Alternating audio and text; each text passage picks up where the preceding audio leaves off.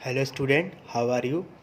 आज मैं आप सबके सामने exercise 1B RS Agarwal CBSE class 9th question number 1 लेकर हाजिर हूँ।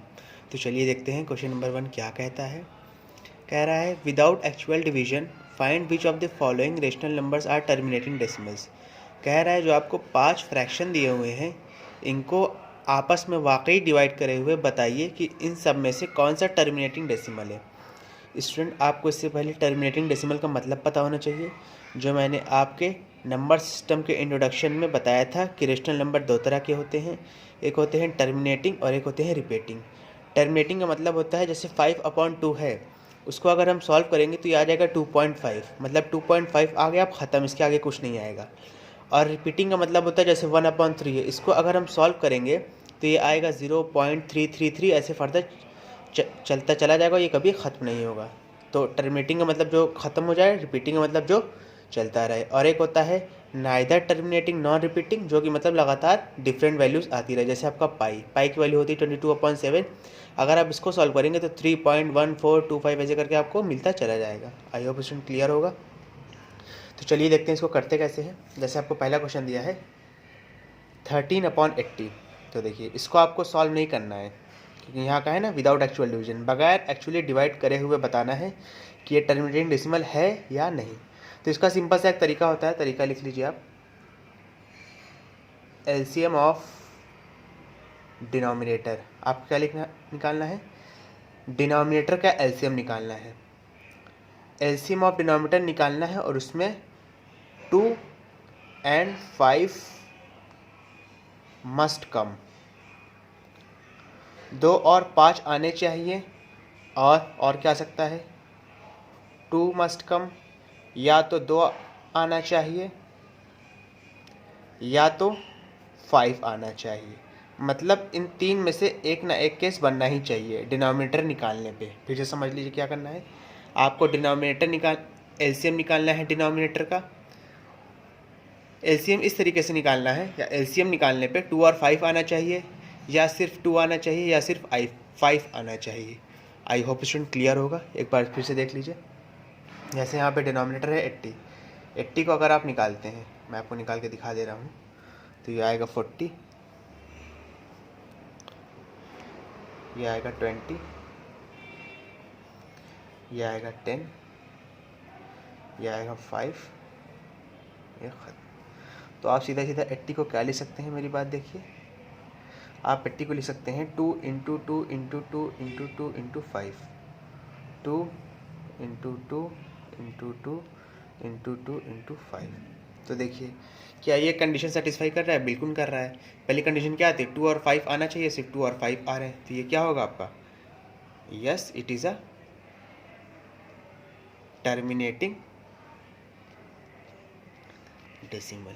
ये आपका क्या हो जाएगा, टर्मिनेटिंग डेसिमल हो जाएगा। आई होप स्टूडेंट क्लियर होगा।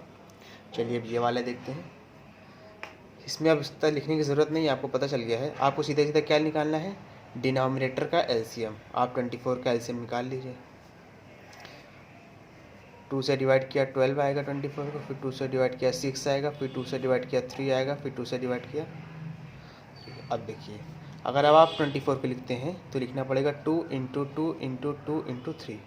स्टूडेंट मैं जो ये लिख रहा हूँ यहीं से लिख रहा हूँ, 2 × 2 × 2 × 3। अब देखिए आना क्या चाहिए सर, सिर्फ 2 और 5, लेकिन यहाँ पे आ क्या गया, 3। तो ये क्या हो जाएगा आपका, it is a non terminating decimal. ये आपका टर्मिनेटिंग डेसिमल नहीं होगा, ये क्या होगा, नॉन टर्मिनेटिंग डेसिमल।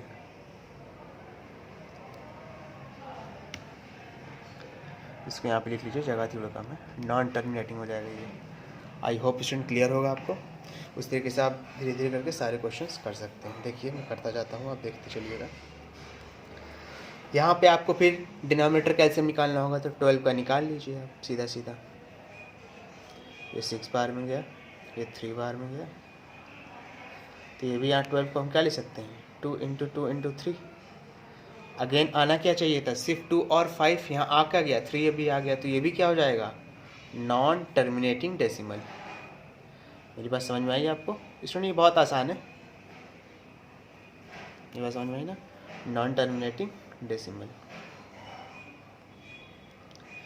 जैसे 375 लिख लीजिए, सब में आपको कुछ करना नहीं, सिर्फ डिनोमिनेटर का एलसीएम निकालना है। एलसीएम में देखना है कि 2 और 5 आ रहा है, अगर आ रहा है तो ये टर्मिनेटिंग डेसिमल है, अदरवाइज नॉन टर्मिनेटिंग डेसिमल होगा। इसको 5 से डिवाइड करें सीधा सीधा, इस 7 बार में जाएगा, ये 5 बार में जाएगा जी।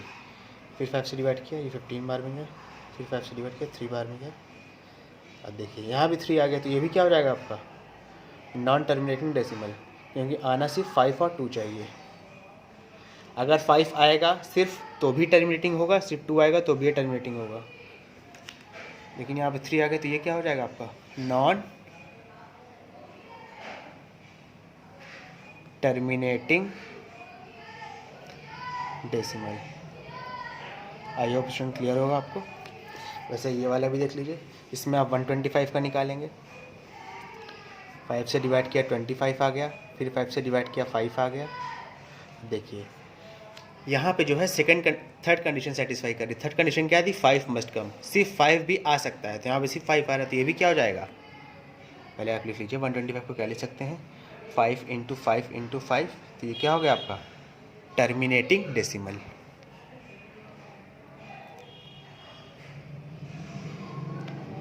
Terminating decimal. स्टूडेंट इसके बाद मैं आपको क्वेश्चन नंबर 2 के भी आपको वीडियो बना के दे दूँगा। Thank you.